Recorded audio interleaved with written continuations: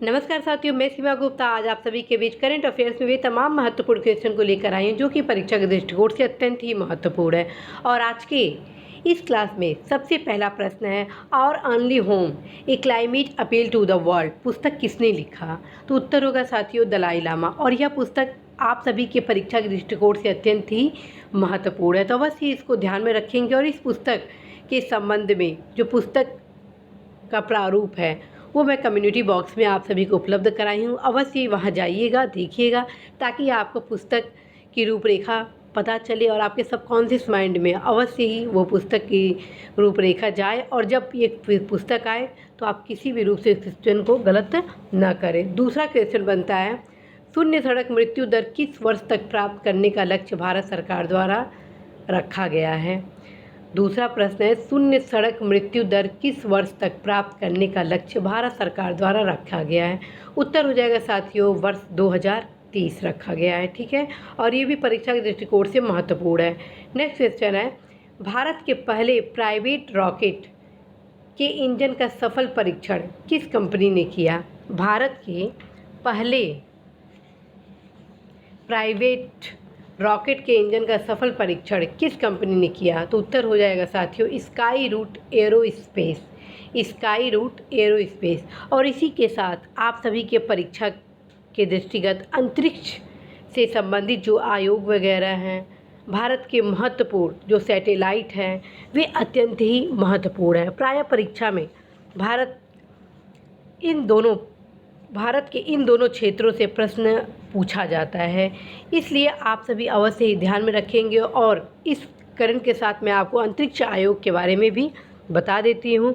भारत सरकार द्वारा राष्ट्रीय अंतरिक्ष कार्यक्रमों को उचित प्रकार से संचालित करने के लिए जून 1972 में अंतरिक्ष आयोग का गठन किया गया। ठीक है, 1972 में भारत सरकार द्वारा अंतरिक्ष आयोग का गठन किया गया। और साथ ही अंतरिक्ष आयोग के कार्यवाहक विभाग के रूप में अंतरिक्ष विभाग की भी स्थापना हुई।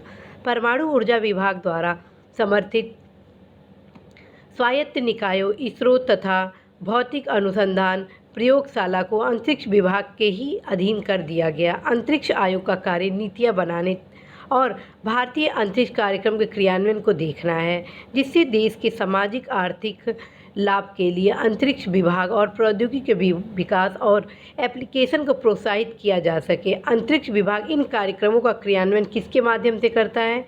इसरो। ठीक है, इसरो PRL। ठीक है, नेशनल एटमॉस्फेयर रिसर्च लेबोरेटरी।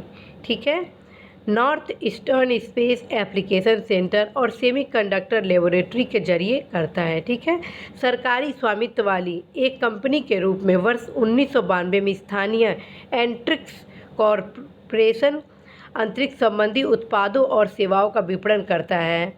ये ध्यान रखिए, सरकारी स्वामित्व वाली एक कंपनी के रूप में पहली बार 1992 में स्थापित एंट्रिक्स कॉरपोरेशन अंतरिक्ष संबंधी उत्पादों और सेवाओं का विपणन करता है। ठीक है, अंतरिक्ष प्रणालियों की स्थापना तथा उनके प्रयोगों का समन्वय राष्ट्रीय स्तर की समितियां, इनसेट कोऑर्डिनेशन कमेटी, राष्ट्रीय प्राकृतिक संसाधन प्रबंधन आदि के जरिए इस योजना समिति के जरिए किया जाता है। तो ये अवश्य ही ध्यान में रखेंगे। साथ में जो अन्य महत्वपूर्ण हैं, जैसे परमाणु आयोग है, अंतरिक्ष आयोग का मैं आपको बताई यहाँ जिक्र की हल्का सा। परमाणु आयोग के बारे में आप जानेंगे, क्योंकि जब भी विज्ञान प्रौद्योगिकी से क्वेश्चन पूछे जाएंगे, कुछ महत्वपूर्ण टॉपिक होते हैं उससे क्वेश्चन पूछे जाते हैं। जैसे परमाणु ऊर्जा से संबंधित जो कोई क्वेश्चन बन रहे उससे पूछे जाएंगे, आपके सूचना प्रौद्योगिकी संबंधित कुछ क्वेश्चन पूछे जाएंगे, इलेक्ट्रॉनिक्स से संबंधित कुछ क्वेश्चन पूछे जाएंगे। इसके अतिरिक्त आपका नैनो प्रौद्योगिकी हुआ, भारतीय अंतरिक्ष कार्यक्रम में क्या क्या जुड़े हैं, क्या कैसे जुड़े हैं। जैसे प्रक्षेपण यान प्रौद्योगिकी के बारे में पूछ दिया जाएगा कि सबसे पहले किसका विकास हुआ और किस चरण से विकास हुआ, तो क्रम के बारे में प्रायः पूछा जाता है। उसके जो तकनीक होते हैं, कितने चरण के कौन से प्रक्षेपण यान है, इसके बारे में भी आप सभी को जानना जरूरी है। जैसे सबसे पहले SLV हुआ था, ठीक, उसके बाद ASLV हुआ था, फिर आपका हुआ था PSLV, फिर हुआ था GSLV। तो इन सब चीज़ों को आपको जानना जरूरी है। तो आते हैं अब नेक्स्ट क्वेश्चन, हाल में कौन सा देश अरब देश इजराइल के साथ अब्राहम एकोई समझौते पर सहमत हो गया? नेक्स्ट क्वेश्चन है, हाल में कौन सा देश अरब देश इजराइल के साथ अब्राहम एकॉर्ड समझौते पर सहमत हो गया? उत्तर हो जाएगा साथियों यूएई। यूएई। और मैं आप सभी को बताई हूँ कि यह समझौता बहुत ही महत्वपूर्ण है। अंतर्राष्ट्रीय जगत में इस समझौते को लेकर काफ़ी चर्चा का विषय के रूप में ये उभरा है, इसलिए आप सभी को ये जानना बहुत ही ज़रूरी है। और साथ में आप पश्चिम एशिया की राजनीति के बारे में भी जानेंगे, कौन कौन से देश आते हैं पश्चिम एशिया में, ये जानकारी आपको रखना ज़रूरी है ताकि आप कोई भी क्वेश्चन इससे आए तो गलत ना करें। पश्चिम एशिया क्षेत्र में साथियों आपका तुर्की, Iran, Iraq, Jordan, Syria, Israel, Lebanon एवं अरब प्रायद्वीप क्षेत्र के देश Kuwait, Saudi Arab, Qatar, Oman, Yemen और संयुक्त अमीरात शामिल हैं। तो आप अवश्य इसको देखिएगा मैप में कि क्या कैसे देखना है और किसकी अवस्थिति कहाँ पर स्थित है। ठीक है, तुर्की की राजधानी क्या हो जाएगी साथियों? अंकारा। सीरिया की राजधानी दमिश्क। लेबनान की राजधानी बेरूत हो जाएगी। ठीक है, इजराइल का यरूशलेम, जॉर्डन का अम्मान, ईरान का तेहरान, इराक का बगदाद,